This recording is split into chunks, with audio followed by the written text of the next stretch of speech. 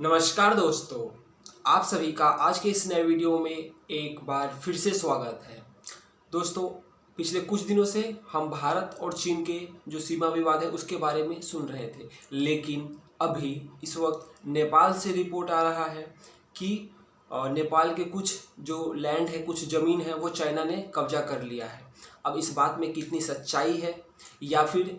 जो वहाँ के प्राइम मिनिस्टर हैं उन्होंने चाइना को ये गिफ्ट में दे दिया है, तो ये दोनों ही क्वेश्चन वाजिब है कि चाइना ने उनके ज़मीन पर ज़बरदस्ती कब्जा कर लिया है या फिर जो वहाँ के प्राइम मिनिस्टर हैं उन्होंने चाइना को गिफ्ट कर दिया है। तो दोस्तों, और ऐसा नहीं है कि ये अभी हमें इंडिया के साथ चाइना का डिस्प्यूट सुनने को मिला था, फिर अब हम नेपाल से जो रिपोर्ट आ रहा है, चाइना का, उसके जितने भी पड़ोसी मुल्क हैं सबके साथ चाइना का टेरिटरी को लेकर, ज़मीन को लेकर प्रॉब्लम कुछ ना कुछ है ही। अगर हम रशिया को छोड़ दें, रशिया के साथ भी क्योंकि चाइना बॉर्डर शेयर करता है, तो उसका हर देश के साथ कुछ ना कुछ प्रॉब्लम है, चाहे वो ताइवान हो, चाहे जापान हो, हांगकांग हो, जो भी उसके पड़ोसी देश है, चाहे वो उससे लैंड बॉर्डर शेयर कर रहे हो या ना कर रहे हो, नेबरिंग कंट्रीज, सबके साथ चाइना का प्रॉब्लम है। अब नेपाल से रिपोर्ट आ रहा है, तो दोस्तों इस वीडियो में हम स्पेशली नेपाल से रिलेटेड जो न्यूज़ आ रहा है उसके बारे में हम जानेंगे। तो दोस्तों, अगर आप चैनल पे पहली बार आए हैं तो चैनल को सब्सक्राइब कर दीजिए, और वीडियो अगर आप रेगुलर व्यूअर हैं तो वीडियो को लाइक कर दीजिए।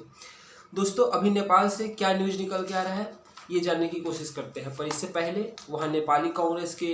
One of the top leaders हैं विमलेंद्र कुमार निधि, उन्होंने क्या कहा है सरकार के बारे में वो जानते हैं। तो उन्होंने एक स्टेटमेंट दिया है, पहले उस स्टेटमेंट को हम जानते हैं। There are news reports about dangerous Chinese activity in Mount Everest region, capturing of 33 hectares of Nepali land by China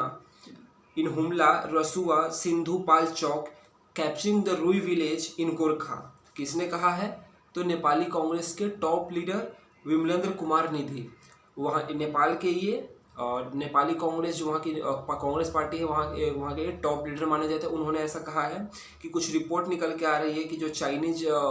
forces हैं वो माउंट एवरेस्ट के जो रीजन है उसमें कुछ एक्टिविटीज़ कर रहे हैं, और ऐसा भी रिपोर्ट निकल के आ रहा है कि उन्होंने 33 हेक्टेयर्स ऑफ नेपाली लैंड को कब्जा लिया है, और यहाँ पे उन्होंने रुई विलेज की बात भी की है। दोस्तों, रुई एक आप कह सकते हैं कि रुई विलेज जिसमें से 72 से 75 घर है, उस गांव को चाइना ने कम्प्लीटली कब्जा लिया है, और वहाँ के लोग इस बात को लड़ रहे हैं, इस बात को लेकर कि वो मूल निवासी अब किस देश के हैं। दोस्तों, उसके बाद द हिमालयन, जो कि वहीं का एक न्यूज़पेपर है, द काठमांडू पोस्ट और द हिमालयन, इन दो में काफ़ी ज़्यादा रिपोर्ट आया है। इन दो इनिशियल सोर्स ऑफ इंफॉर्मेशन है जो नेपाल के बारे में रिपोर्ट आया है, वो यही दो पेपरों से सबसे पहले आया है। तो उसमें द हिमालयन में क्या लिखा हुआ है आप पहले उसको जानिए, काफ़ी अच्छा लाइन उन्होंने लिखा है। While the prime minister has been trying to spark nationalism, यहाँ पे केपी शर्मा ओली के बारे में कहा जा रहा है, by aliasing Indian encroachment in border areas with the southern neighbor in order to divert attention from the allegations of poor governance, corruption and questionable handling of the coronavirus pandemic. He has not uttered a word on encroachment of Nepali by the northern border, यानी कि north side में जो border है China के साथ। तो हिमालय में यही छपा है द हिमालय में कि चाहे लिपू लेक और जो काला पानी के जो एरिया है वहाँ पे उन्होंने इंडिया को काफ़ी ज़्यादा एलिगेशंस लगाए हैं, और कि इंडिया इंक्रोचमेंट कर रहा है इस तरीके के, और एक नेशनलिज्म फीलिंग डेवलप करने की उन्होंने कोशिश की नेपाली लोगों के अंदर। लेकिन अब जो न्यूज़ निकल कर आ रहा है कि चाइना ने उनके लैंड को एनक्रोच किया है, उस पर वो एक शब्द भी क्यों नहीं बोल रहे हैं। और दोस्तों, यहीं से एक सवाल खड़ा उठता है कि क्या जो नेपाली पीएम है, जैसा कि मैं अपना हर वीडियो में मैं कहता आ रहा हूँ, और मैं ही नहीं, और भी आपको नेट पे जितने भी यूट्यूब पे वीडियोज मिलेंगे उसमें हर लोग यही कह रहे हैं, हर जिन्होंने भी बनाया है, कि जो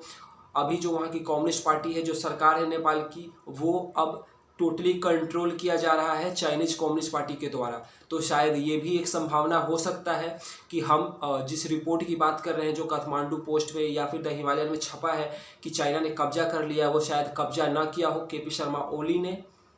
उनको गिफ्ट कर दिया होगा लैंड, क्योंकि केपी शर्मा ओली का काफ़ी मदद, चाइनीज का जो कम्युनिस्ट पार्टी है उन्होंने काफ़ी मदद किया है, क्योंकि उनकी सरकार जो थी वो कुछ महीने पहले गिरने वाली थी। केपी शर्मा जो है वो प्रधानमंत्री के पद से हटने वाले थे, उनका पार्टी जो था वो पूरा टूट के बिखरने वाला था। लेकिन अगर आज वो पार्टी चल रही है, खड़ी है, और केपी शर्मा अपने पद पर अभी भी हैं, बने हुए हैं, तो उसका जो श्रेय जाता है, क्रेडिट जाता है, वो चाइनीज गवर्नमेंट को जाता है, चाइनीज कम्युनिस्ट पार्टी को जाता है। तो शायद उनको अपना कर्तव्य निष्ठा इसी में दिखा होगा कि अगर चाइना ने लैंड वहाँ से उस पर्टिकुलर एरिया में जहाँ की हम बात कर रहे हैं अभी लैंड उन्होंने मांगा होगा, तो के.पी. शर्मा जो वहाँ के प्राइम मिनिस्टर हैं उन्होंने लैंड को गिफ्ट कर दिया होगा। और सवाल सिर्फ इसलिए हो रहा है क्योंकि जब वहाँ के लोग और वहाँ का अपोजिशन पार्टी जब कुछ क्वेश्चन पूछ रही है इससे रिलेटेड, तो वो इस पर एक वर्ड भी नहीं बोले हैं।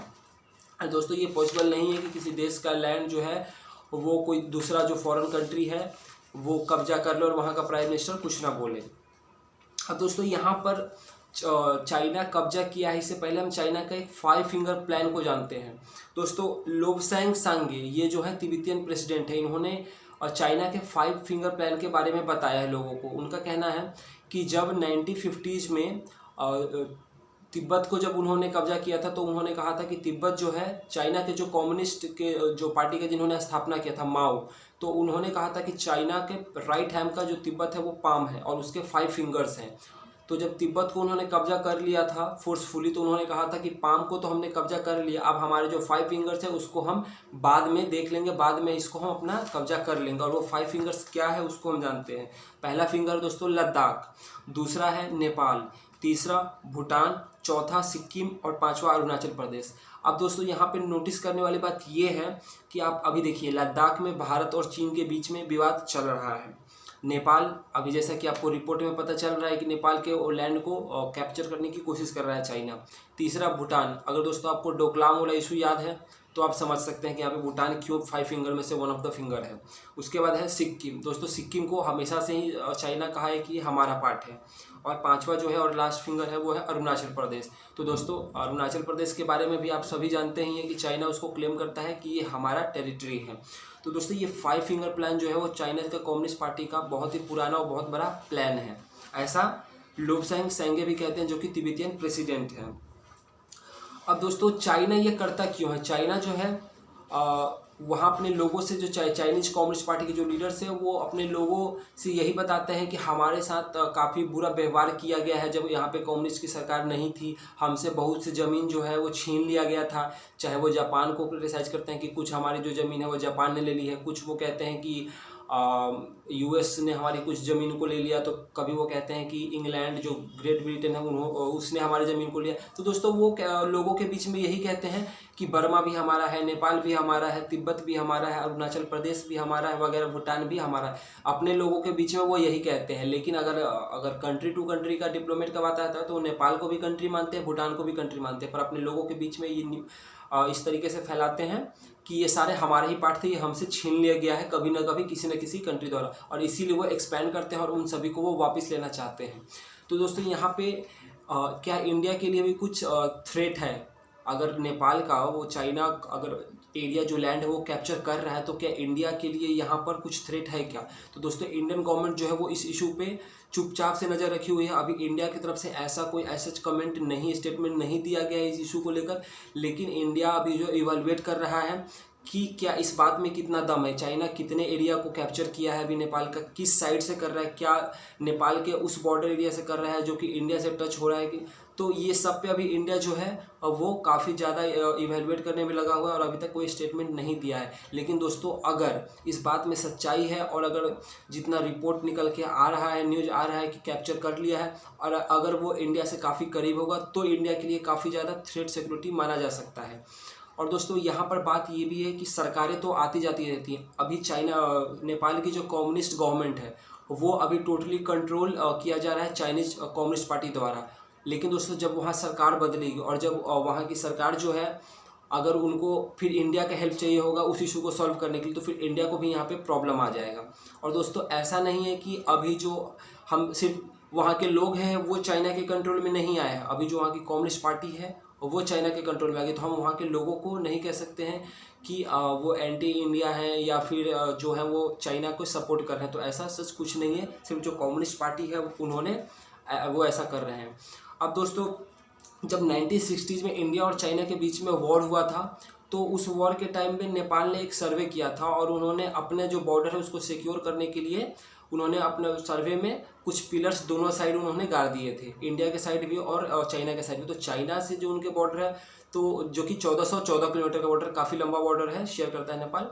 तो वहाँ पे 100 पिलर उन्होंने गाड़े थे खंभे, और इंडिया के तहत उन्होंने 8553 यानी 8553 खंभे उन्होंने गाड़े थे। तो दोस्तों उस वक्त उन्होंने थोड़ा सा इनिशिएटिव लिया था, लेकिन उसके बाद उन्होंने एज सच ऐसा कोई काम नहीं किया कि वो अपने बॉर्डर को सिक्योर कर सके। अब दोस्तों यहाँ पे सवाल जो है वो केपी शर्मा ओली के मंशे पे कि उनका क्या इंटेंशन है उस पर उठ रहा है, क्योंकि जैसा कि मैंने आपको वीडियो के स्टार्टिंग में भी बताया कि इस इशू पे उन्होंने कुछ नहीं कहा है, जबकि वहाँ की जो अपोजिशन पार्टी है वो मांग कर रहे हैं, डिमांड कर रहे हैं, जो वहाँ के लोग हैं वो डिमांड कर रहे हैं कि आप इस इशू पे बताइए कि पूरा जो मामला है वो क्या है, क्या चाइना ने हमारा सच में लैंड को कैप्चर कर लिया है, और अगर कैप्चर किया है तो वो कौन कौन सा एरिया है, कितना लैंड कैप्चर किया है। लेकिन इस पर केपी शर्मा ओली जो है वो कुछ नहीं बोल रहे हैं। तो दोस्तों यहाँ पर क्या है कि और उस इशू पे कुछ नहीं बोल रहे हैं, वही दूसरी ओर जैसा कि मैंने आपको बताया है कि वो एंटी इंडिया काफ़ी ज़्यादा स्टेप ले रहे हैं और स्टेटमेंट दे रहे हैं। जैसा कि मैं हर वीडियो में आपको बता रहा हूँ कि उन्होंने चाइनीज़ वायरस को, इंडियन वायरस को चाइनीज़ वायरस से ज़्यादा खतरनाक बताया। उन्होंने कोरोना वायरस अगर वहाँ फैल रहा है जिसको वो हैंडल नहीं कर पा रहे हैं ठीक से, उसके लिए भी उन्होंने इंडिया को जिम्मेदार समझाया है। लीपू लेक, काला पानी के एरिया का वेदर बुलेटिन अब वहाँ पे बताने लगे हैं। तो दोस्तों एंटी इंडिया स्टैंड वो काफ़ी ज़्यादा ले रहे हैं, लेकिन उनको जिस इशू पे वहाँ की जो जनता है, वहाँ की जो अपोजिशन पार्टी है, नेपाली कांग्रेस के जो लीडर्स हैं, जब वो चाइना वाले इशू पे डिमांड कर रहे हैं कि आप बताइए कि असली क्या मामला है, तो वो इस पर कुछ नहीं बोल रहे हैं। तो दोस्तों हम यहाँ पे ये कह सकते हैं कि जो केपी शर्मा ओली है या वहाँ की अभी जो नेपाल की सरकार है, I am not talking about the people of Nepal, the common citizens, मैं आम लोगों की बात नहीं कर रहा हूँ, लेकिन जो वहाँ की नेपाल की जो अभी सरकार है वो totally controlled by the Chinese government. And in future अगर फ्यूचर में भी कुछ ऐसा यही गवर्नमेंट रहती है और कुछ वो कदम उठाते हैं तो हम मान सकते हैं कि वो चाइना के प्रभाव में कदम उठा रहे हैं। और दोस्तों यहाँ एक इशू और है जो कि तिब्बतियन जो प्रेसिडेंट है उन्होंने कहा था कि तिब्बत को कैसे कब्जा किया है। स्टार्टिंग में चाइना जो है वो तिब्बत में यही कहने आया था और यही कि हम आपके यहाँ डेवलपमेंट कर देंगे, सड़कें बनाएंगे वगैरह, और उसके बाद उन्होंने कब्जा किया था। आज नेपाल में भी वही हो रहा है। मैं इस रिपोर्ट में जिस एरिया का बात किया जा रहा है कि जो चाइना ने कब्जा किया है, तो उसके नेपाल के बॉर्डर तक जो है वो चाइना रोड बना चुका है। और दोस्तों क्योंकि अब वहाँ के जो जितने नेपाल के उन्होंने लैंड को कब्जा किया है 33 हेक्टर्स को, वो उसमें वहाँ पे अब आने वाले फ्यूचर में टाइम में वो वहाँ पे आउटपोस्ट बना देंगे, जो अपने जो पुलिस फोर्स है उनको वहाँ पे तैनात कर देंगे। और दोस्तों एक और बात है कि चाइना और नेपाल के बीच में रेलवे लिंक बन रहा है जिसको ट्रांस हिमालयन प्रोजेक्ट कहा जा रहा है। इसमें चाइना जो है वो काफ़ी ज़्यादा जो है उसको लोन दिया है नेपाल को। तो दोस्तों यहाँ पे नेपाल के लिए जो आने वाला टाइम है वो काफ़ी ज़्यादा प्रॉब्लम फेस होने वाला है, क्योंकि